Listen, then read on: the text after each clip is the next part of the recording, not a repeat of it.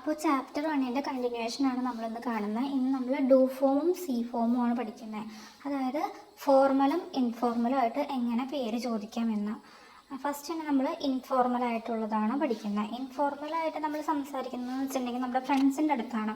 ഫ്രണ്ട്സിൻ്റെ അടുത്ത് സംസാരിക്കുമ്പോൾ നമ്മളെപ്പോഴും ഡു ഫോം ചേർത്തിട്ടാണ് പറയാറ്. ഡു ഫോം പ്ലസ് ഫോർനാമയാണ് അതിൻ്റെ ഒരു തിയറി പോലെ വരുന്നത്. ഫോർനാമയെന്ന് വെച്ചിട്ടുണ്ടെങ്കിൽ ഫസ്റ്റ് നെയിം ആണ്. അപ്പോൾ നമുക്കത് എങ്ങനെ പറയുന്നു എന്ന് നോക്കാം. ഫസ്റ്റ് തന്നെ പറയുന്ന ഒരു രീതി എന്ന് പറഞ്ഞിട്ടുണ്ടെങ്കിൽ വി ഹൈസ് ദു ആണ്, അതായത് ഹവ് യു കോൾഡ്. അപ്പോൾ നമ്മൾ ആൻസറായിട്ട് പറയാം ഇഷ് ഹൈസ് അന്ന, ഞാൻ അന്ന എന്ന് വിളിക്കപ്പെടുന്നു, അങ്ങനെ പറയാം.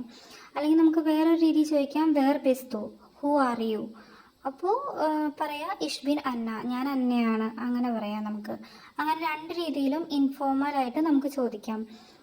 പക്ഷേ ഇൻഫോർമലായിട്ടെന്ന് പറയുമ്പോൾ നമ്മൾ സാധാരണ ഫ്രണ്ട്സിൻ്റെ അടുത്ത് അങ്ങനെ കമ്പനിയായിട്ട് സംസാരിക്കുന്ന ഒരാളുടെ അടുത്ത് മാത്രമേ അങ്ങനെ സംസാരിക്കുകയുള്ളൂ.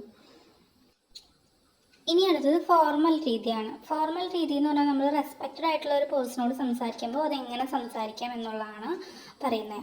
അതിനകത്ത് യൂസ് ചെയ്യുന്നത് സി ഫോം പ്ലസ് ഫോർനാമെ പ്ലസ് നാമയാണ്. അതായത് C form plus first name plus last name, അതായത് ഒരാളുടെ ഫുൾ നെയിം പറയണം നമ്മൾ.